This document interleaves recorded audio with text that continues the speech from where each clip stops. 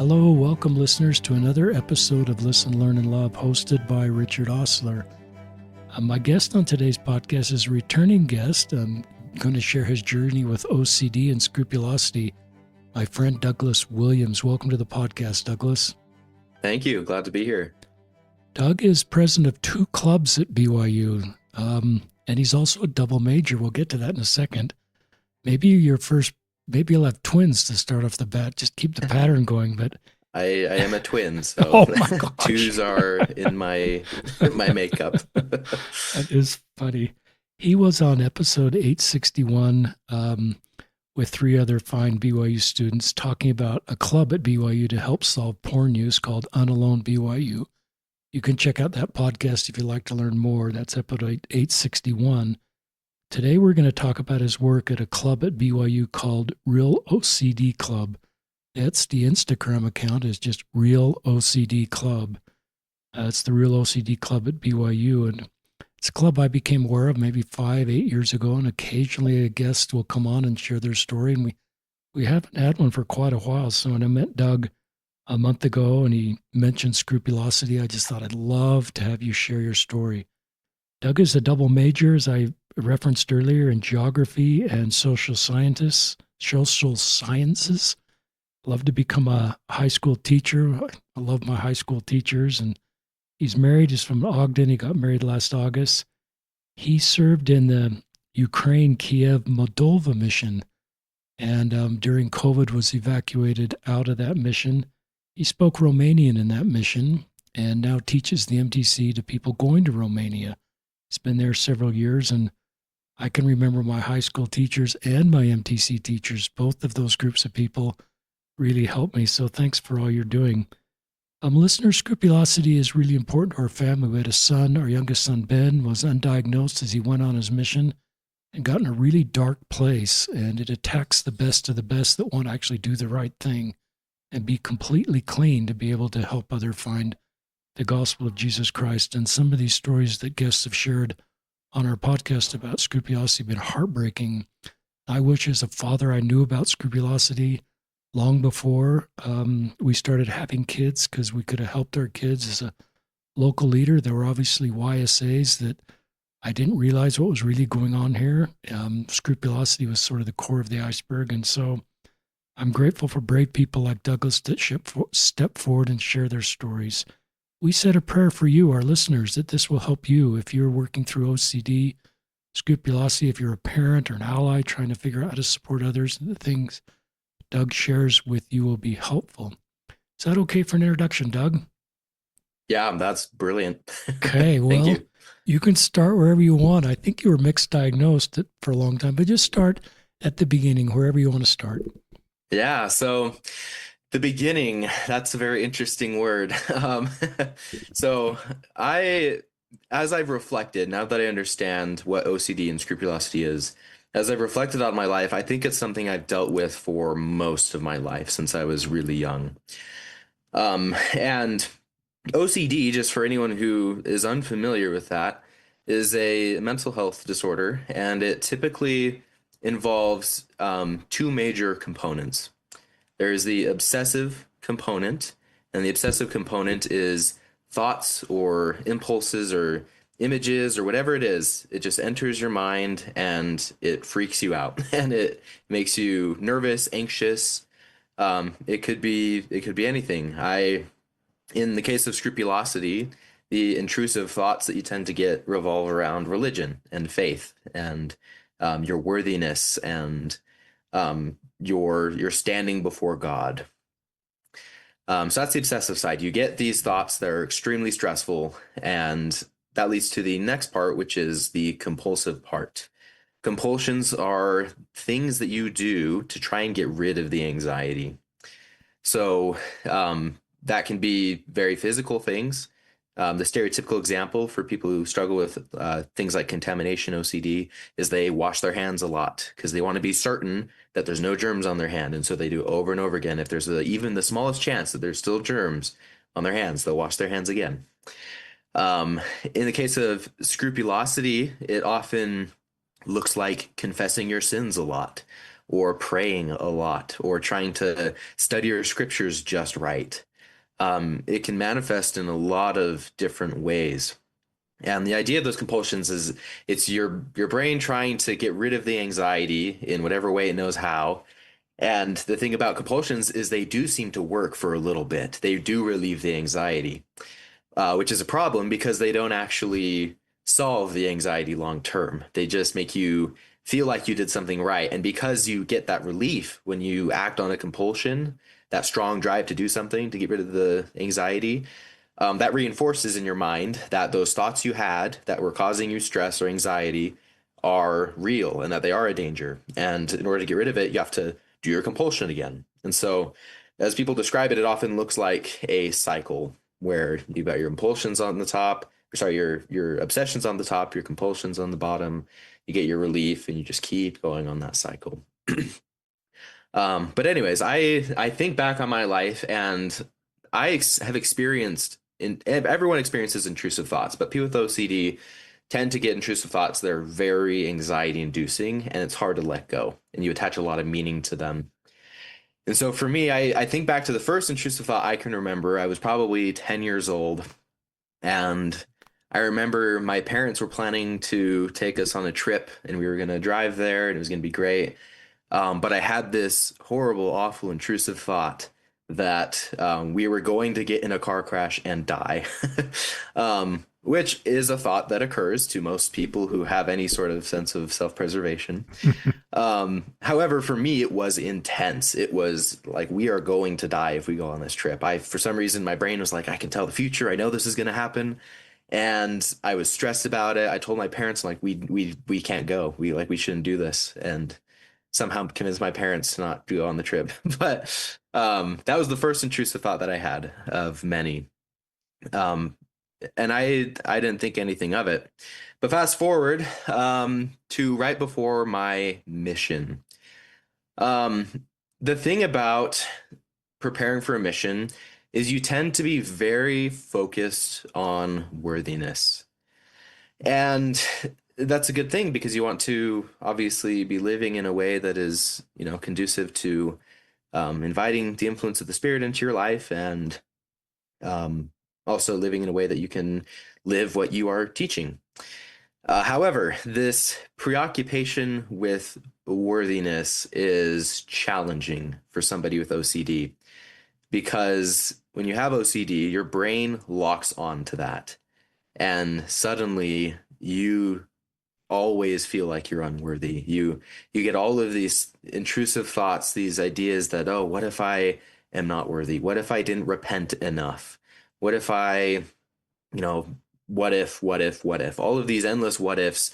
And the what ifs lead you to think, oh, I'm unworthy. I'm going to hell. I'm a horrible person, or all these other awful, awful things that you think about yourself. And so, leading up to my mission, I began to experience a lot of that. And it really peaked when I was just starting the MTC. Because I served during COVID, I had an entirely online MTC. And so I was at home for 6 weeks learning the language. And I was in my stake president's office every single week, telling him and confessing to him all of my sins and all of the mistakes that I'd made. And certainly, as a young man, there was things I wanted to repent of, but the repentance process is not one that you repeatedly rehash over and over and over again, the same things with your stake president. Um, and it was awful because I had this sensation in my, just all over in my body, in my mind, that I just felt horrible. I was having panic attacks every day that I was unworthy. I was anxious beyond all reason. I remember laying in bed one night in the MTC, and in the words of Alma from the Book of Mormon, I was just racked with eternal torment, is what I felt like. And it was painful, and I struggled. I couldn't pay attention to my classes. I couldn't focus. I couldn't function because my thoughts were so intently focused on, what if I'm not worthy to serve? And I was filled with this doubt and anxiety until eventually, after probably the eighth visit with my stake president, I called him up and rehashed all of my sins and said, "Oh, like I think I forgot about this one time that I did this. Does that change anything?" He basically said, "I don't want you to call me anymore. um, Go on your mission. If you feel the urge to call me, don't do it." Mm. Which, I mean, to my stake president's credit, he didn't understand how OCD worked. I don't, I think he just saw an anxious kid who who didn't know what was going on. And so I managed to kind of tough it out and white knuckle it for a while, but it was hard. I got to a really, really dark place as I struggled with this. The more that I focused on those thoughts, the more that I let them run rampant, I just felt depressed. Eventually, the panic attacks got so intense that my body just kind of locked up, and I felt like I just kind of went numb and just shut down. And because of that, I ended up going to the doctor and saying, "Hey, I don't know what's wrong with me. I feel like crap." And he diagnosed me with depression. I was like, "Okay, sweet, we got this." He gave me some pills and sent me on my mission. And I should preface this by saying this is not like the way that you should do this. Absolutely, get professional help for this. But this was my story and how I ended up with this. But anyways, over the next several months, I struggled for a while, but the medicine started to help, and for whatever reason, I was very lucky, and my thoughts kind of subsided. Mm. And I thought, okay, I beat this. Like whatever it was, I beat this. This is great. Um, and then I got home from my mission, and I'd been doing great for a couple years, and I got to the point where I just assumed that this episode at the beginning of my mission was, a one-time thing. And so I got home and I decided, all right, I'm gonna see if I can stop my medication. I've been taking it every day and see how this goes. And so I stopped my medication, and a couple of months later, it came back in full swing. Mm. This time though, it wasn't just scrupulosity OCD that I was dealing with. I started struggling with health OCD, where I kept getting these thoughts that, oh, what if I have a brain tumor and I'm going to die? Or what if I have schizophrenia? Or, I'm going crazy, and what if this, what if that? I started dealing with um all sorts of different ones. Harm OCD, which is where it can go in a couple directions. Either you worried that, like, what if I harm myself, or what if I harm somebody else? So I started dealing with that, and it was probably about 3 or 4 months where I was in a downward spiral. I was in that locked up state. I was panicking most every day. And at my very worst points, I was even suicidal. I Mm. remember after a particularly awful day, I remember calling my parents and said, "Hey, I need to be with somebody. I need to," and I'm in Provo. My parents are up in Ogden. I called them. I said, "I just need somebody to come and pick me up because I don't feel safe with myself." And so my dad came and picked me up and took me up there, and I remember I was too scared to sleep in my own bed. In my brain, my mind was telling me, if you sleep in your own bed, you're gonna die in your sleep because no one's gonna notice you. And so I slept on the couch for a couple weeks and just struggled. It was a really challenging and dark time. And fortunately, I have a family member who's a psychologist, and so I was able to contact him in the midst of this. And he ended up referring me to a psychiatrist who had a fair amount of experience with a lot of different things, including OCD. And so I sat down with him and I chatted and told him my story, and he looked at me and said, "Yep, you definitely have OCD." um, and my reaction to that was twofold. One, it was kind of relieving to have to know what it was, but at the same time, it was it was kind of painful. I when I realized that's what I had, I kind of spiraled down into thinking, "Oh, I'm screwed. Like, I'm going to live the rest of my life with this pain. It's going to just keep going and keep going."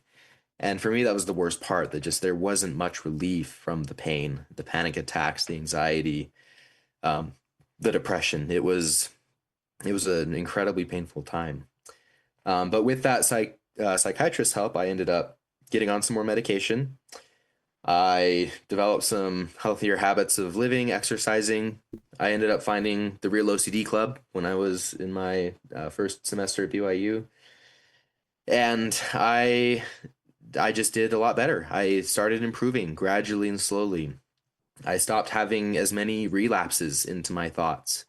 I went to therapy and I learned how to handle OCD thoughts. I learned about exposure and response prevention therapy, which I can talk about in a little bit.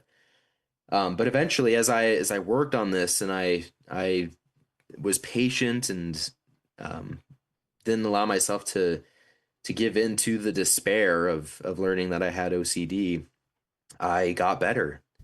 And I got better. And it was a difficult journey, but I have been getting better over the last several years. I'll still have ups and downs. I'll have days where the most random and disgusting and heinous thoughts will pop into my brain.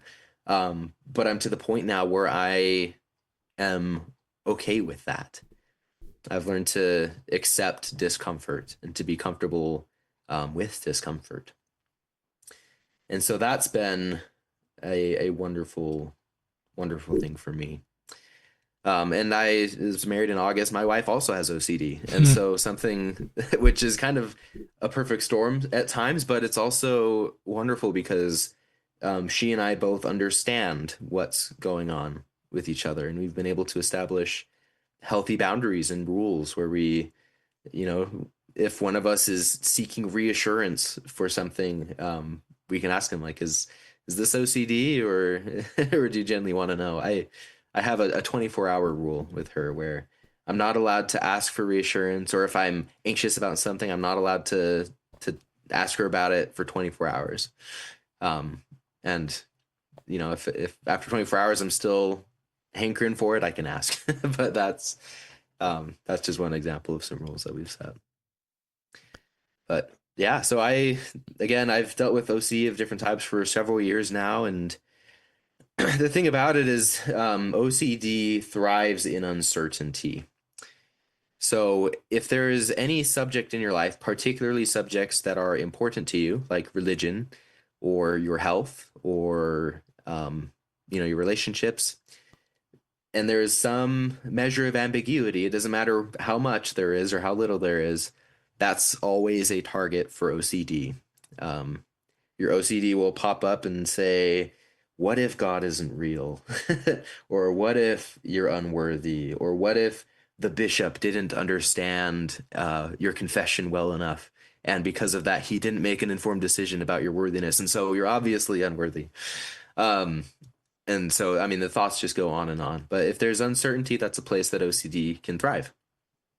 And so that's what I've had to learn, is that uncertainty is okay. And there's always going to be uncertainty with everything. I'm a philosophy minor, and so this is something we talk about all the time. But uncertainty is just part of this experience. And so learning to embrace the uncertainty and be okay with the uncertainty is going to be key to handling OCD. Thank you, Douglas. Really powerful. You also have the gift of communication. It's one thing to understand your story. It's another thing to be able to articulate it so clearly and thoughtfully. So you have a gift of teaching and a gift of communication. I've heard some of these stories over the years, listeners. My heart just kind of goes out to the good men and women that are walking this road. And before I comment further, talk more about, I want to make a comment. Exposure and response therapy for our son, who needed certainty on his mission because of undiagnosed scrupulosity. When I was told, he met with Deborah McClendon in Utah County, who's terrific, has written a book in this space, and we've had her on the podcast. She's obviously helped our son, but also helped me she talked to me about exposure and response therapy, and it was the opposite of what I thought would be helpful to him. But then as I understood what the goal was and the things you're articulating in the source, it made perfect sense to me. But intuitively, I never would have gone down that road. So I'm grateful for trained mental health professionals that knew how to talk about this. So talk more about um, exposure and response therapy, whatever the acronym is. Yeah, ERP. Yeah. So, yeah, exposure response prevention therapy. This is kind of the gold standard when it comes to OCD. And how it works is at its root level, you expose yourself to the things that make you anxious and you prevent your response to that. So, especially for OCD, you expose yourself to the things that might trigger the thoughts of fear of, let's use scrupulosity as an example. You'll expose yourself to things that make you feel unworthy, whether or not they do, right? Are as a person with OCD, your threshold for worthiness is outrageously high. But as as you expose yourself to the things that make you anxious, that heightens your anxiety. And as you stop yourself from responding or acting on your compulsion, what that does is it interrupts the loop, right? So if you've got your obsessive thoughts and then your compulsions and then the relief that comes, what happens is you never give yourself that relief. Which is torture. It is excruciating sometimes, especially when it's something that feels so important to your eternal salvation. Um, it is rough and it sucks. But what you realize through that process is priceless and invaluable. Because what you'll realize is that you don't need to use your compulsions for the anxiety to go away. Because what happens is as you let the anxiety run its course, it eventually fades without the compulsion. And when you don't use your compulsions to get rid of it, you don't reinforce the idea that those thoughts were actually dangerous. And your brain's able to relearn that a couple of things. First of all, your thoughts are just thoughts. They're not dangerous on their own. They might seem like they are, reflecting on real matters that are happening, but that's usually not the case. And another thing you realize is that it's okay to be uncomfortable. It's okay to experience anxiety. One thing that I think is vital to go along with exposure response prevention, because on its own it sounds like torture therapy. In a way, it kind of is, but it's one way to get through it so you don't feel like it's just torture therapy and you're not scared to do it. I was terrified for months to do ERP because I just heard about how awful and painful it was. One thing that really helped me though was learning to be mindful and experiencing mindfulness, because that is a way that you can let your anxiety be there and let those feelings, emotions, sensations exist in your body without you like forcing yourself to get rid of it. It allows you to just sit with those and accept those emotions that you're experiencing. And as you do that, it takes away some of the um I don't want to say fear, because mindfulness is not a compulsion. What it does though is it helps you be comfortable with being uncomfortable. That's kind of been my motto when it comes to ERP, is just be comfortable with discomfort, because that's the goal. Your brain, when you have OCD, is so wired to get rid of any discomfort as fast as you possibly can, that you don't ever really learn to just sit with it. But learning to sit with it is invaluable. And so one thing I actually started doing to kind of get used to this was I started rock climbing. I still am a little bit, I was terrified of heights. Hmm. Um, and so I forced myself to start rock climbing, which was a lot of fun, but it got me used to that sensation of being scared and doing something anyway, deciding to do what I wanted because it's what I wanted and not because my fear was telling me to do it. And so that was a really kind of an interesting experiment, and something I realized about myself was that I could do things that I wanted because I wanted to, because I valued them, rather than because my fear told me not to. And so that's the gist of ERP. And I think mindfulness goes along with that very well, as just a way to get through ERP. But it's a practice. It's a constant process. You have to learn to, you know, walk through these exposures over and over again and get used to it. And as you do, your anxiety gets less and less and less over time. The things that used to trigger me, I don't even flinch at anymore. That's great. The things like, for example, anytime I would go into a Temple Recommend interview, I would be sweating bullets and I'd be thinking like, oh no, do I really strive for worthiness in all of my thoughts and actions? Do I really, keep the law of chastity? Am I really honest with my fellow men? And now I can go into a Temple Recommend interview and I enjoy it. It's a good experience for me to just kind of, reflect and say, yeah, I think I am doing pretty good. Like this is great. So I mean, ERP, if you're experiencing OCD and you're scared to start ERP, I would say just do it. They don't start you out on like your worst fears imaginable. You start with things that are, less anxiety provoking and you build up. And as you build up, you experience less anxiety with those things that you might have experienced.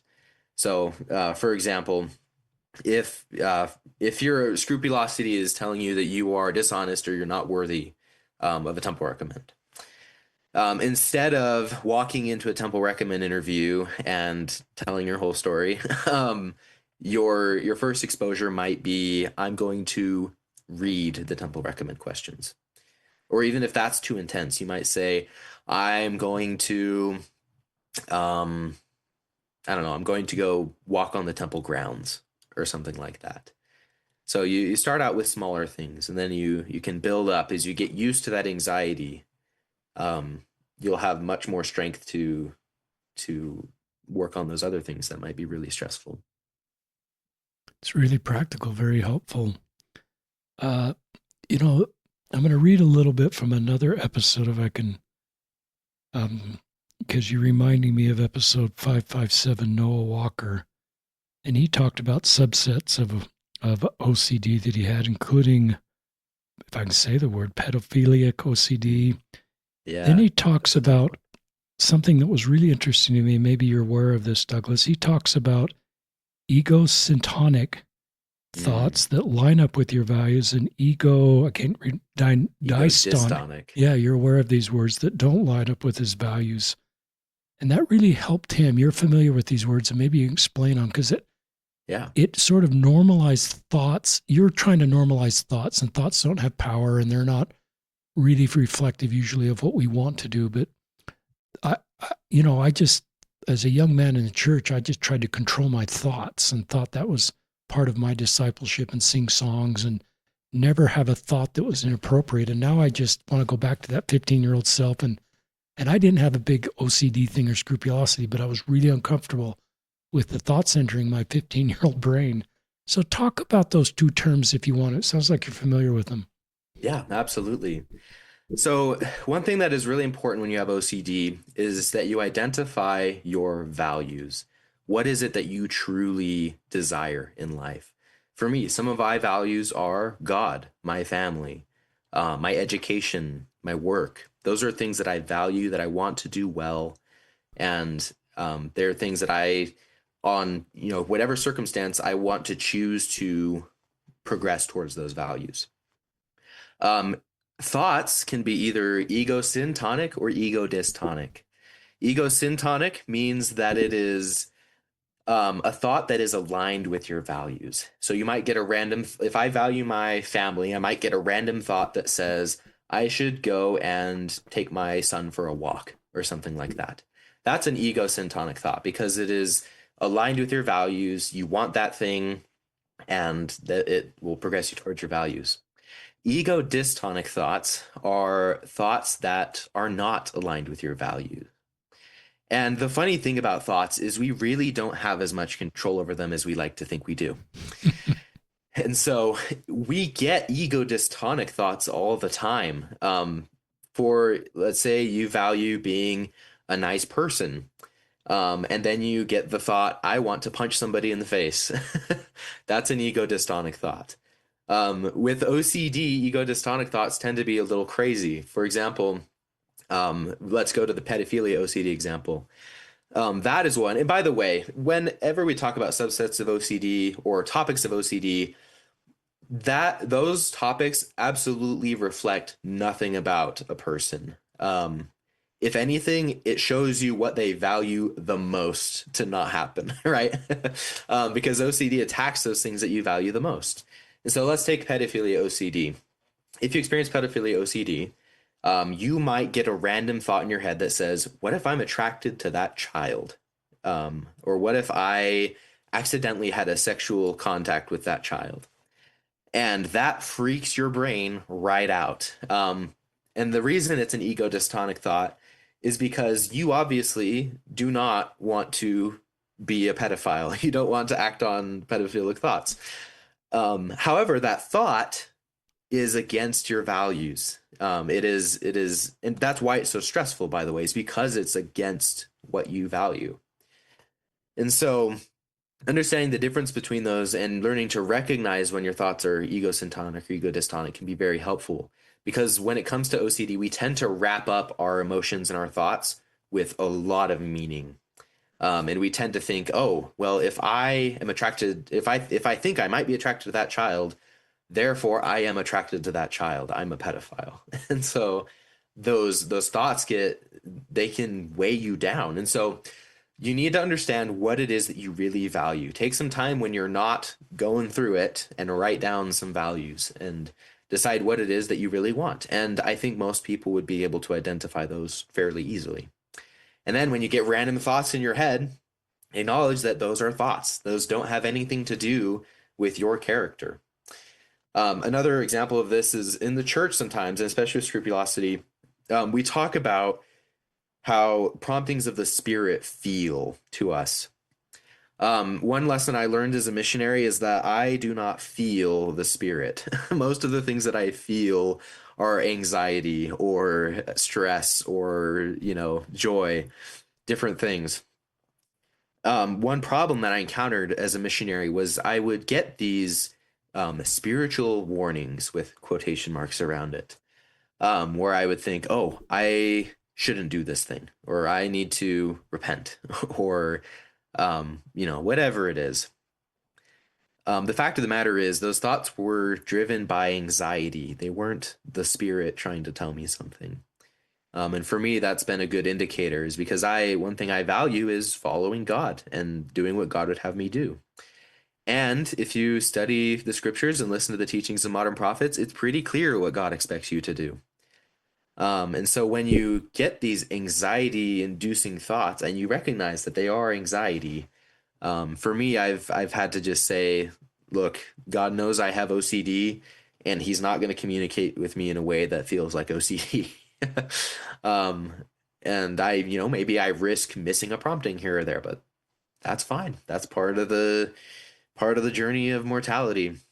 And so, anyways, but recognizing the difference between your true values and the random thoughts that pop in your head can be crucial for navigating any type of OCD, particularly scrupulosity. That was terrific. And I'm glad you were able to say those words correctly. I was having a hard time pronouncing them, and the way you taught about them was really powerful. And I love, this line, thoughts don't have anything to do with our character, and then our values do. That's really liberating. It doesn't sort of give us license. I mean, there's still things that can trigger bad thoughts by the media we consume. So I think neither of us are opening the door to that, but I think it's normalizing thoughts, and it's hard to control thoughts. Just to comment, listeners, the first time I heard about this was our first podcast guest ever to talk about it. It was Tim Chavez. He works with Faith Matters, and he just talked about his mission got so dark for him that he thought he was beyond salvation, but maybe him staying on his mission would help others find the gospel. And that is just an incredibly dark place to be with undiagnosed scrupulosity. So worry some of our phrases in our church, like perfect obedience, can be really motivating to some Latter-day Saints and kind of wanting to do better. But for those with OCD or scrupulosity, it can be crushing. I don't know. And that's just a statement. I'll give you a chance if you want to comment on that. But a few things I'd love you to, you can comment anything I just said. So I'm not moving on from those, but I'd love you, I'd love you to talk to your younger self. Um, and you've already kind of done this, but it's you talking to MTC missionaries that could listen to this. It's you talking right before you go in the MTC. It's you talking as you're meeting with the stake prison every week. Um, just what you'd say to your younger self, as well as anything else you want to comment on. Yeah, absolutely. I'll start with what Tim Chavez said. I had actually a very similar reckoning where I basically said to myself, all right, like I might be going to hell, but I'm Wow. gonna sure go down trying is basically what I decided with my mission. And somehow that accidentally worked. I kind of accidentally ERP'd my way out of it, but um, which doesn't always happen. But um, yeah, it's OCD is just a tough journey. If I were to look back at myself, especially myself about 5 years ago when I was really going through this, um, I would want to let I would want to let me know that there is hope that you will feel good again. These little waves of darkness are temporary, and there's nothing wrong with you. I had a very similar experience growing up where the words we use in church really mattered. And even like especially even words that we use in general conference. General conference can be really stressful for people with OCD because you feel like every single message is directed right at you. And that can be stressful, especially back when we had the priesthood sessions and they were always talking about, not abusing children and all these other things. You might think, oh, shoot, like, what if I accidentally am being abusive? Um, Anyways, one thing I've had to realize is, not every message is directed at you. Um, and that's okay.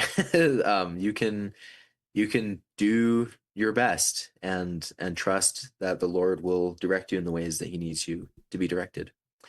And a lot of those words can be challenging. Words like worthiness.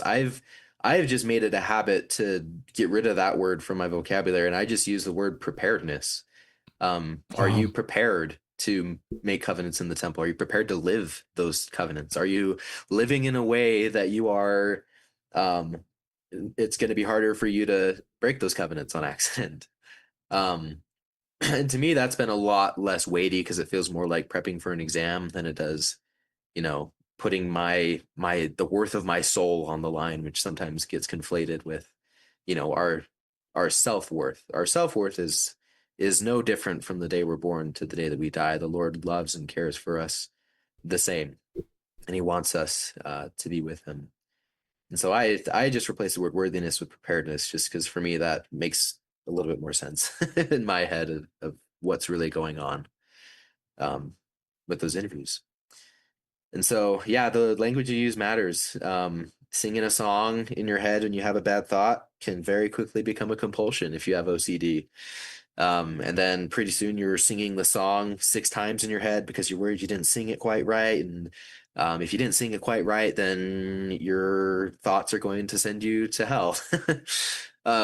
And so, yeah, I would just say if again talking to my younger self, go talk to somebody that understands OCD and get some help. There is real help and real hope to be experienced. This isn't going to affect you the rest of your life in the way that it does now.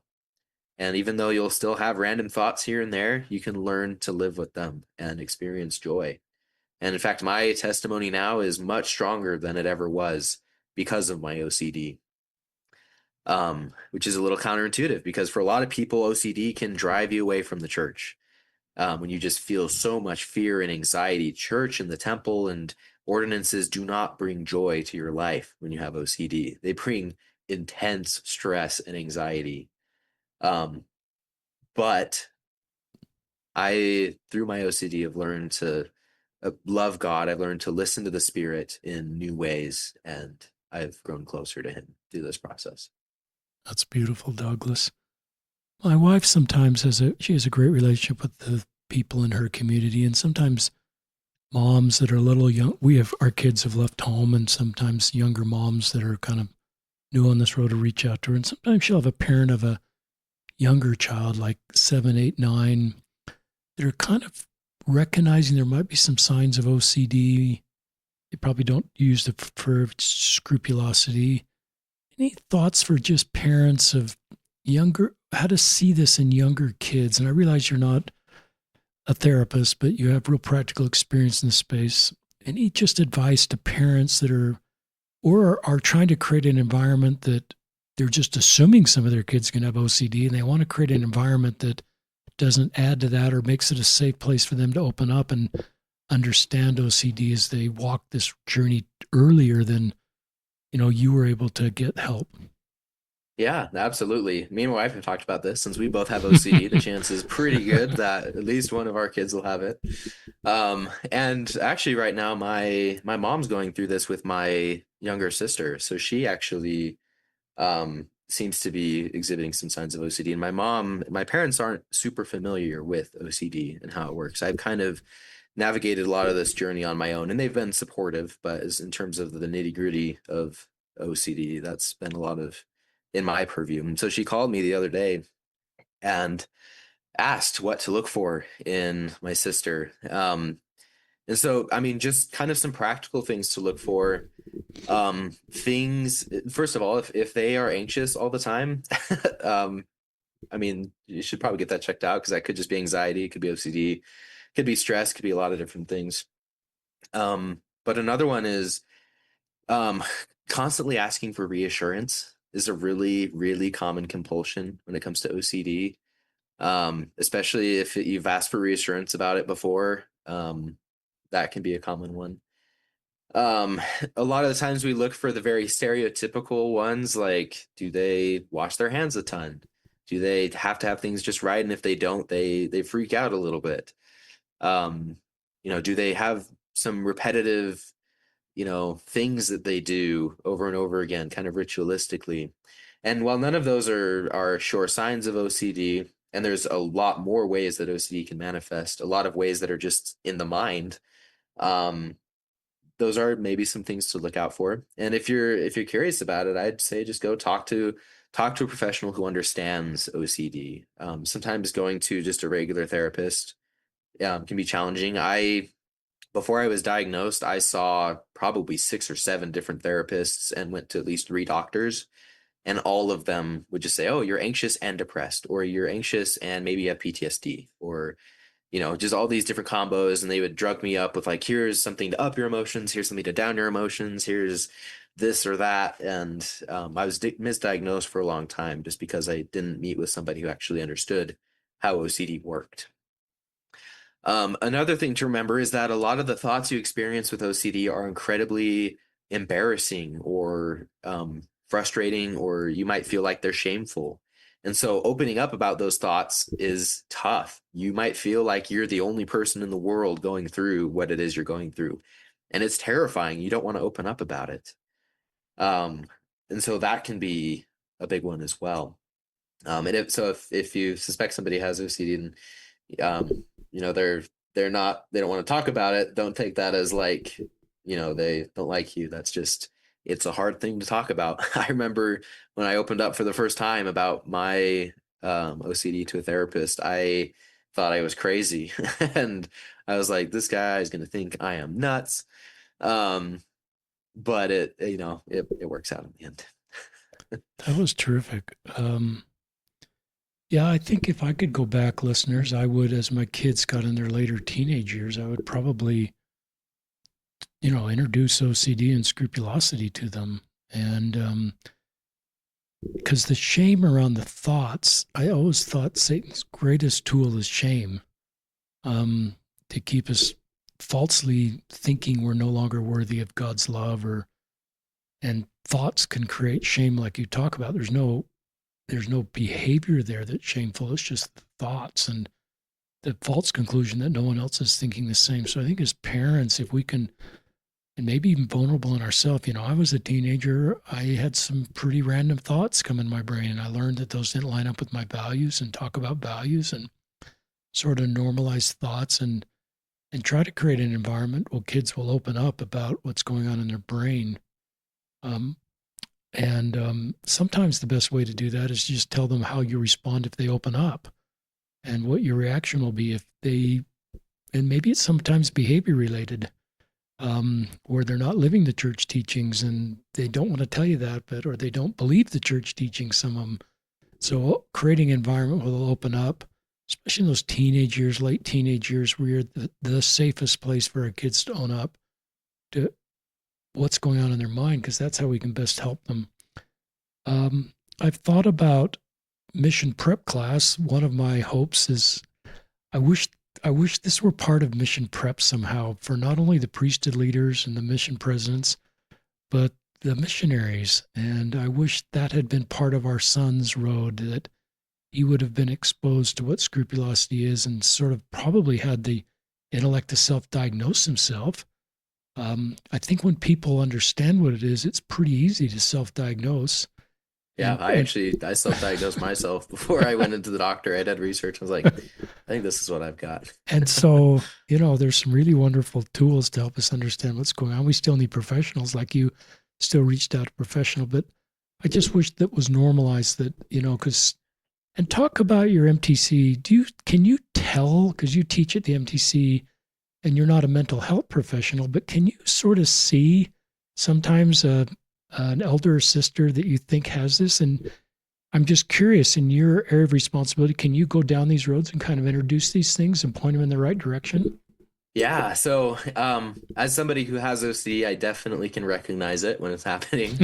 And I have seen it in missionaries before, where they're super worried about this one sin they committed years ago, or just a lot of random things, particularly regarding worthiness, which is a big one, a big topic for missionary scrupulosity.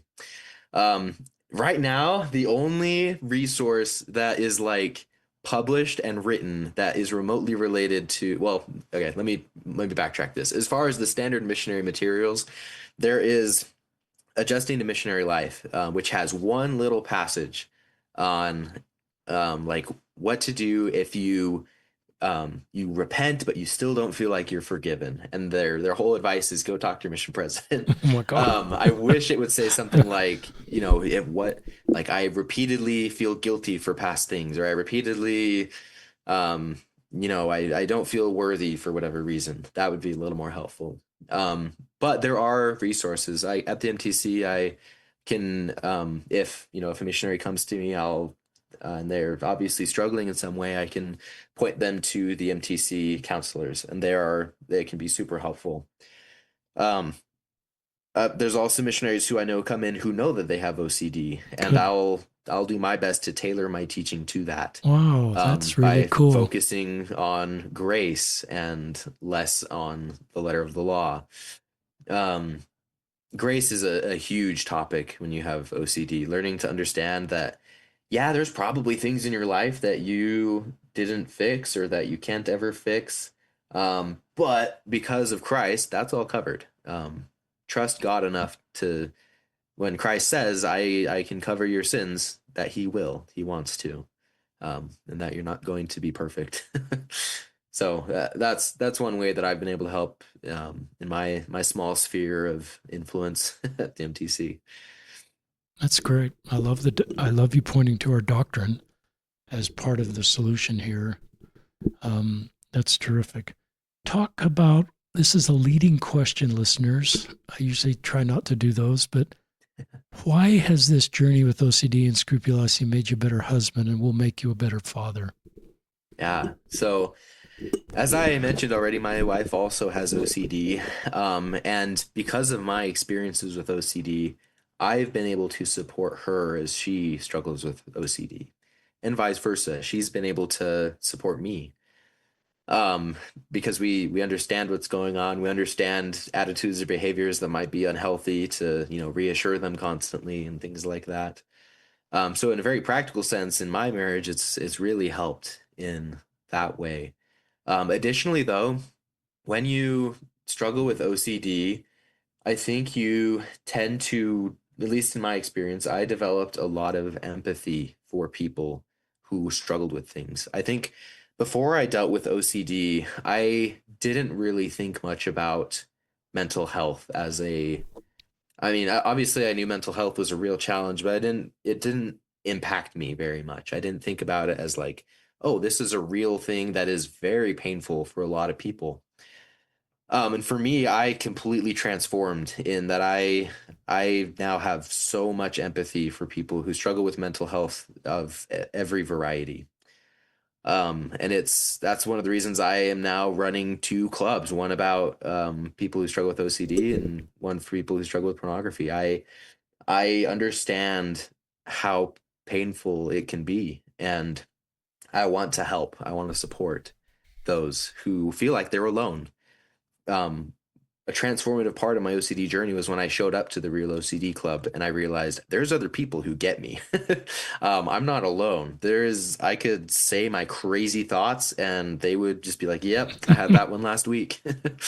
um, and so, but anyways, as it helps me as a spouse, it helps me to develop empathy. It helps me to be comfortable with difficult emotions. We hear all the time about how difficult marriage is. And I think the skills that I've learned from, understanding how OCD works and going through ERP and practicing mindfulness has helped me to deal with a lot of difficult emotions. I am much more emotionally secure now than I Mm, used to be. Um, and even just in my personal story, OCD was kind of a practice ground for learning how to handle pornography because it was it's a very similar mechanism in your brain, I think, where you feel this intense emotion and you're trying to get rid of it. And so you act on this thing that you don't really want to do, that's not within your values, but you do it anyway because it's the only way you want to get rid of it. And so for me, it's been very helpful in that way. In terms of helping my children one day, I want to be able to guide them through this journey because they'll probably have it if me and my wife both have it. And I also want to listen more. I want to be somebody who my children feel comfortable talking with about anything at all. Um, and I'll be completely open to that. And I love what you said about sometimes it's hard for kids to open up to their parents about these things, and that was very true for me, and I know it's going to be true for every kid in for the rest of history, I think.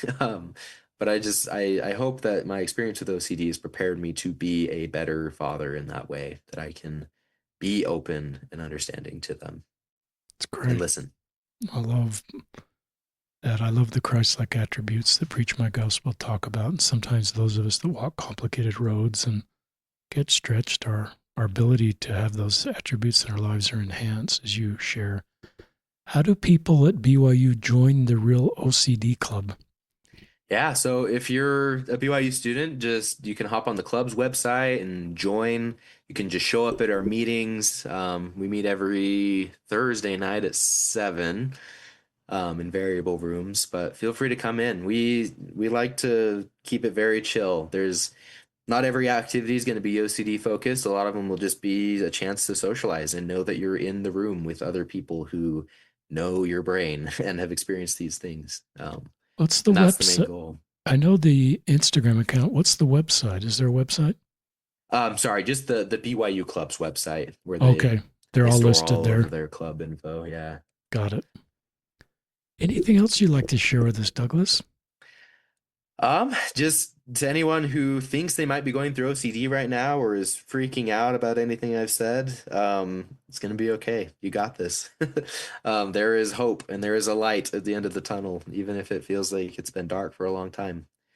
I'm living proof of that. My wife's living proof of that, and there are many, many people who are able to lead wonderful lives, despite this trial, this challenge that they face. It's great. I read this quote, listeners. Those of you come on regularly know this, but I just think of you and I think of Henry Noren, the wounded healer. This is you, Douglas. A minister's service will not be perceived as authentic unless it comes from a heart wounded by the suffering which he speaks. The great illusion of leadership is to think others can be led out of a desert by someone who's never been there.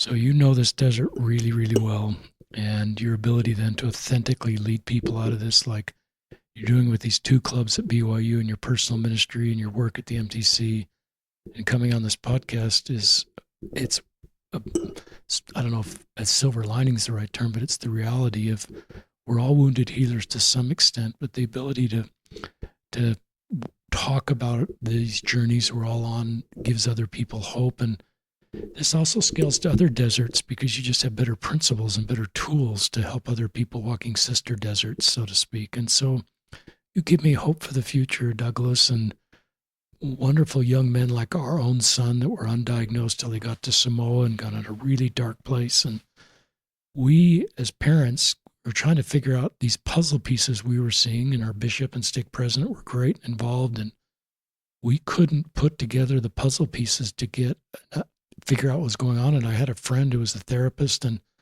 I just opened up to him about what was going on. And he put one word into his phone and turned it back to me and said scrupulosity.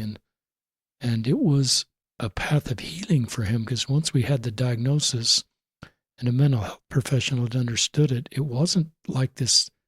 I don't want to minimize the journey because he had to go on a journey through exposure response therapy like Douglas has done, but he's in a great spot and living a great life, and understands his brain so much better than he did when he got on that plane to Samoa, and he's a hero to me. And my only regret is I just didn't know about it earlier, because he's a great kid and just wanted to do the very best he could, and attacks people that really care and really have core values focused on wanting to do good in the world. So anyway, Douglas Williams, thanks for being on the podcast and all the good work you're doing, and your courage to share your story, and our listeners for listening. And please share this with others. People need to understand this, and so that really good people don't have to needlessly suffer.